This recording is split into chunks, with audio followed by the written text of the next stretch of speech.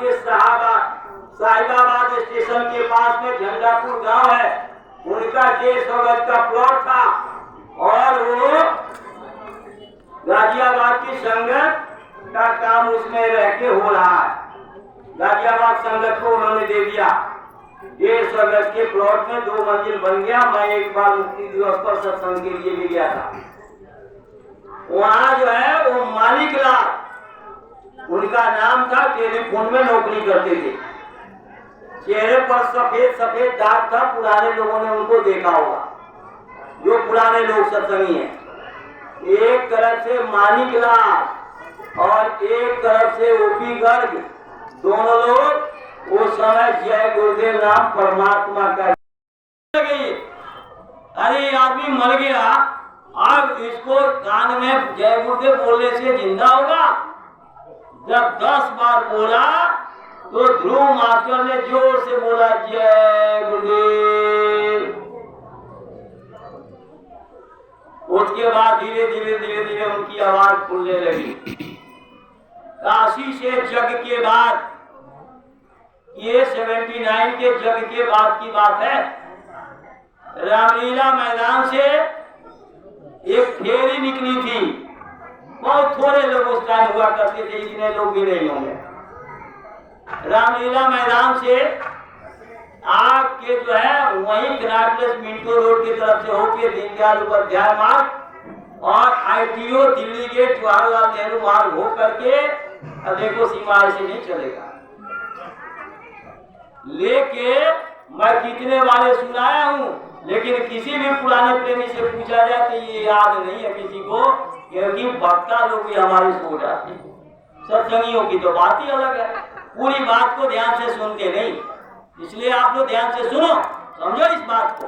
ये कहानी नहीं है, हकीकत सच्ची बात है। और गर्ग साहब भी मौजूद है।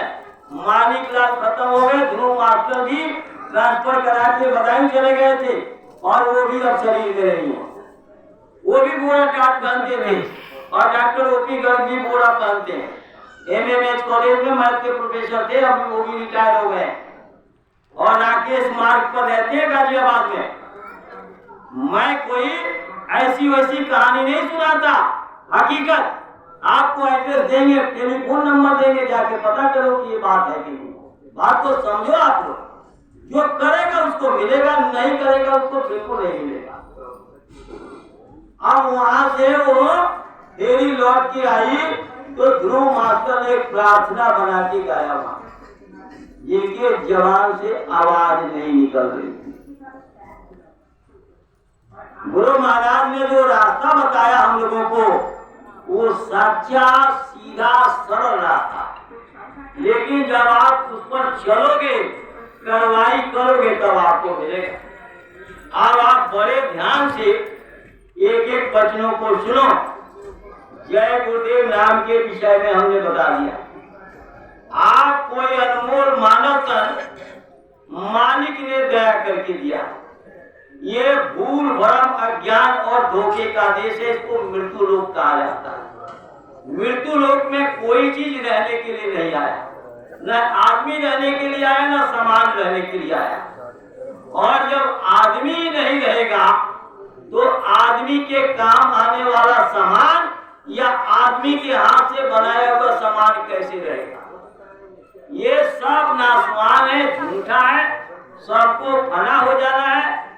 आप दुनिया की बात को एक तरफ करो, अपने आप से मिलान करो कि क्या आप इसी तरह से चलो खिंचे हुए गाल, सफेद बाल, टूटे हुए दांत, आंख पर चश्मा लेके पैदा हुए थे?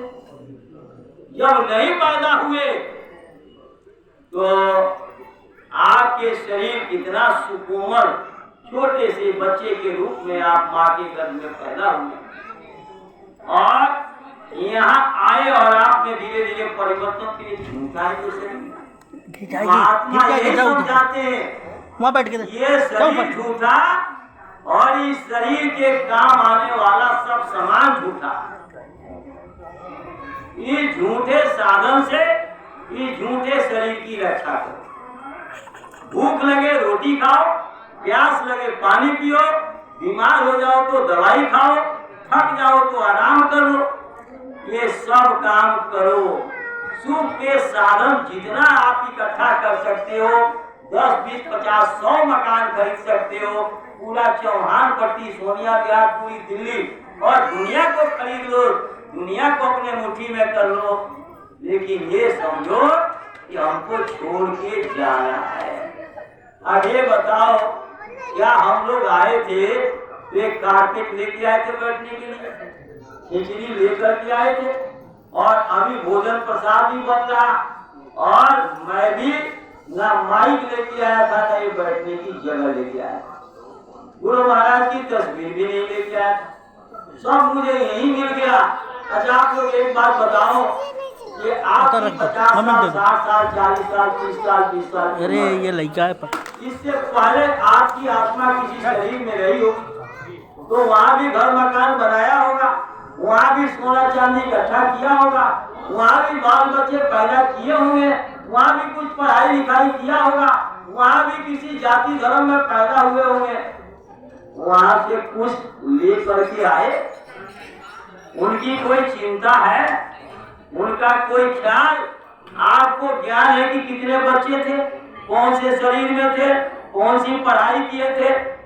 यहाँ आके फिर से आपको पढ़ना पड़ा, फिर से आपको सीखना पड़ा। तो जब यहाँ से आत्मा निकलेगी, किसी शरीर में जाएगी, तो फिर इसको का से कबूतर एक पर फिर से पढ़ना पड़ेगा। जरूरी नहीं है कि आपको मनुष्य शरीर मिलेगा, क्योंकि बड़े भाग्य मानुष कर पावा, सुर दुर्लभ सदग्रंथन गावा। देवताओं को ये दुर्लभ मनुष्य शरीर, आपके पुण्य के प्रताप से मनुष्य शरीर नहीं मिला। मनुष्य शरीर के नजदीक आप जरूर गए, लेकिन उस गुरु की, उस प्रभु की, अनामी मालिक की दया हो गई, क्योंकि उसने आपके दुख तकलीफ को देखा और आपके साथ आपका सच्चा रिश्ता उसके साथ है।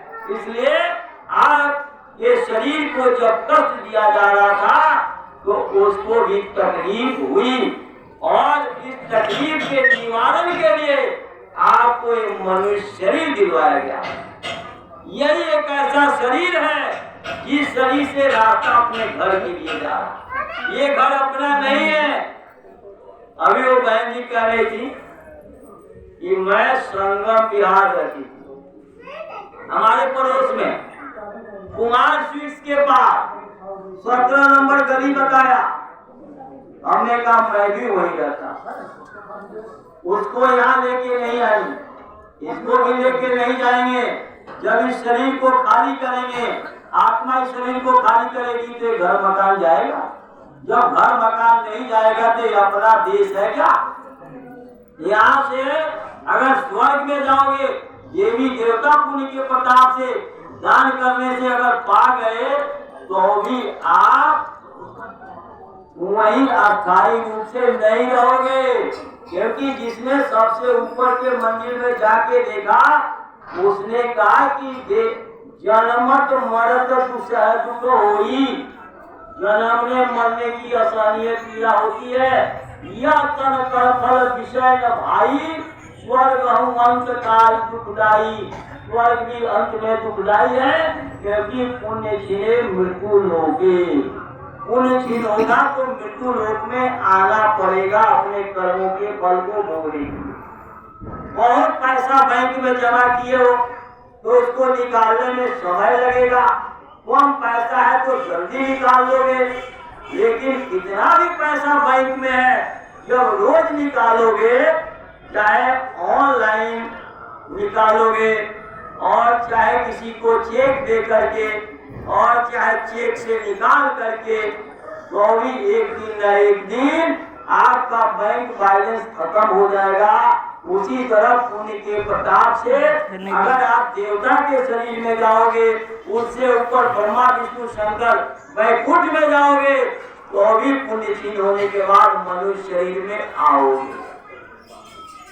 आप सोचते हो कि मैं दान करूंगा, दान पुण्य के प्रताप से मैं जन्म मरण से छूट जाऊं या छूट जाऊंगी, पर ऐसा होता नहीं। राजा नृप करोड़ों करोड़ों गाय गौ दान का बड़ा महत्व है, क्योंकि 84 की अंतिम जोड़ी गाय और बैल की। तो गाय दान का, गाय को रोटी खिलाने का बड़ा पुण्य प्रताप होता है। लेकिन करोड़ों करोड़ों गाय राजा नृप दान करते थे, और मरने के बाद कहा गए गिरगिट के शरीर में।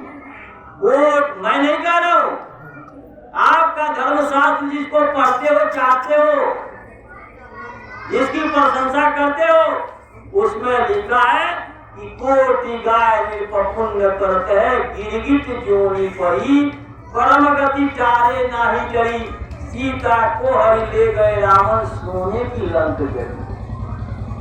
श्रवण कुमार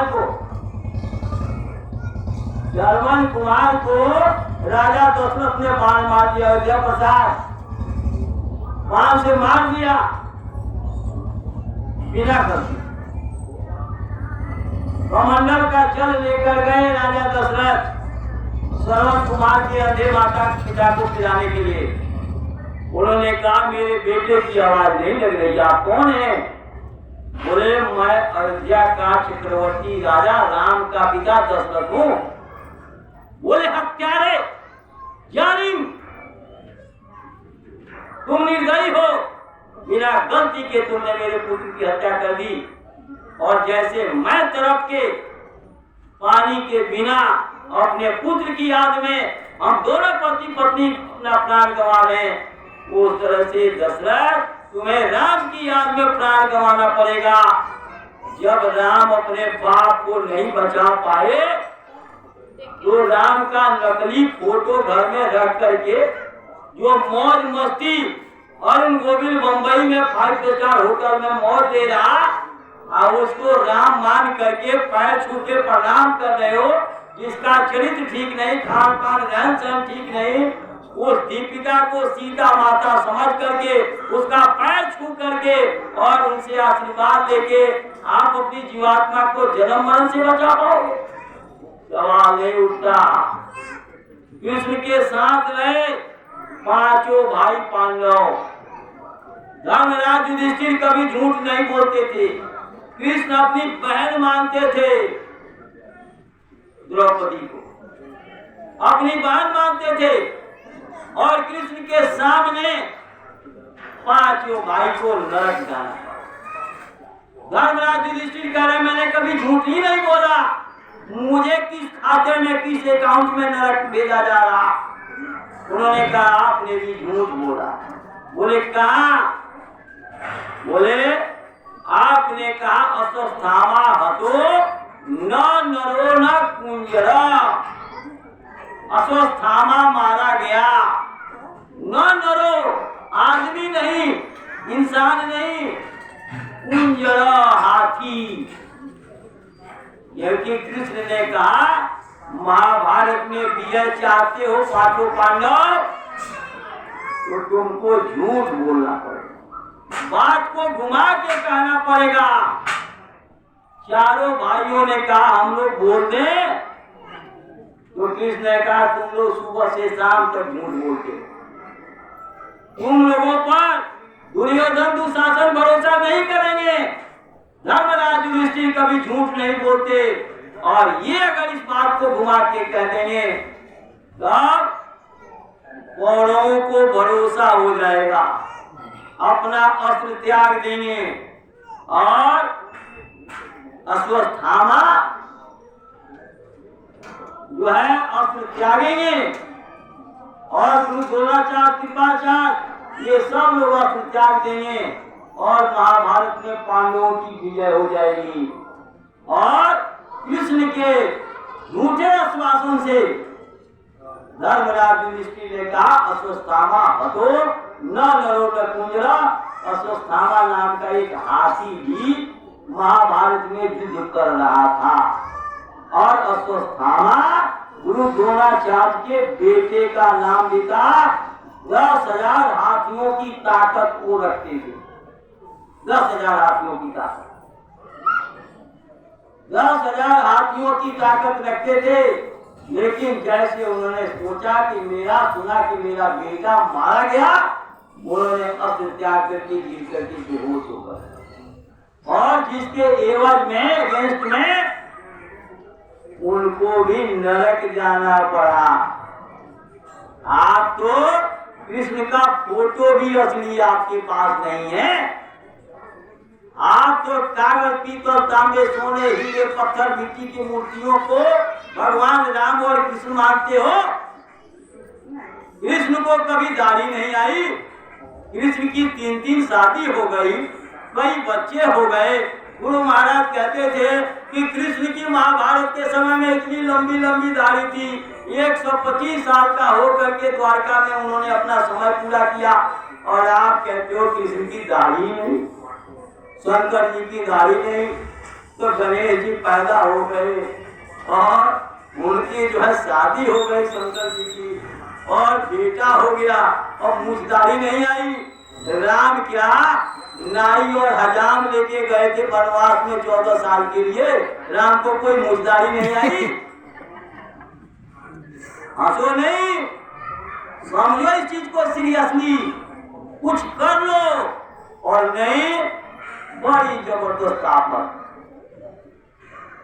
अभी अड़ोस पड़ोस के देशों में है, और उसकी लपट बहुत जल्दी आपके भारत, आपके गांव, आपके शहर, आपके शरीर के नजदीक आने वाला। आप उन लोगों से पूछो, 11:45 पर जब नेपाल में भूकंप आया, सो रहे, आधा शरीर मलबे में दब गया। अब उनसे कहो सत्संग सुन लो, उनसे कहो ध्यान भजन सुमिरन करो, उनसे कहो मथुरा चलो, उनके समझ में आएगा। अभी आपने प्रार्थना में दोहराया, यह तो समय मिला अति सुंदर, ये सुंदर समय मिला है, कुछ कर लो, अपनी आत्मा के बचाव का रास्ता तैयार कर लो। और नहीं तो समय बहुत खराब आ रहा, जो आपके दिल दिमाग में नहीं है। महात्मा को 1 लाख वर्ष पहले का, 1 लाख वर्ष बाद का सब झलझल दिखाई देता है। जैसे हम आपको देख रहे, आप मुझे देख रहे। गुरु महाराज ने 1960-70 में जो बताया, आज टीवी चैनल वाले पत्रकार और वैज्ञानिक चिल्लाने लगे, और दोनों तरफ से अपना ग्रुप बनाने के लिए लगे हुए हैं लोग। और वर्ल्ड वार की स्थिति बिल्कुल सिर पर सवार है। हमें बहुत खराब समय है जो लोगों के दिल दिमाग में नहीं। इसलिए आप सब जो लोग अच्छी तरह समझो कि आपको एक मनुष्य शरीर मिला, देखें क्या हो। ये देश अपना नहीं, स्वर्ग वैकुंठ अपना, पितृ लोग गंधर्व लोग अपना नहीं, शक्ति के लोग साकेत धाम अपना। और इसके ऊपर यहाँ से राम आए थे, राम की पत्नी थी आद्या महाशक्ति वैष्णव माता, और उनके पुत्र थे ब्रह्मा विष्णु शंकर।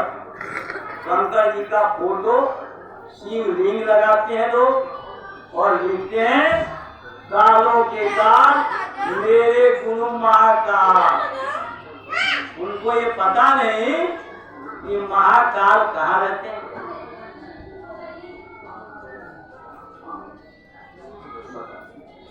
महाकाल कहाँ रहते हैं उनको पता नहीं है। शंकर जी तो बहुत नीचे के हैं और महाकाल का स्थान बहुत ऊंचा है। गुरु महाराज ने जब 5 नाम बताया, वो 4थे स्थान में महाकाल रहते हैं। पहले जो है जहाँ से राम आए थे सरदल कौन से, उसके बाद जो है त्रिकुटी, दूसरे स्थान पर जहाँ से कृष्ण आए थे, उसके बाद जहाँ ब्रह्म 10वें द्वार, फिर पार ब्रह्म, फिर महाकाल, और महाकाल के बाद जो है अपना घर है सतलुज, यहाँ जन्म नहीं, मरण नहीं, काल नहीं, कर्म नहीं, दवाई नहीं, बीमारी नहीं, रोग नहीं, शोक नहीं। जहाँ काले कर्म नहीं जाएगा तो वहाँ कुछ नहीं, वहाँ का रास्ता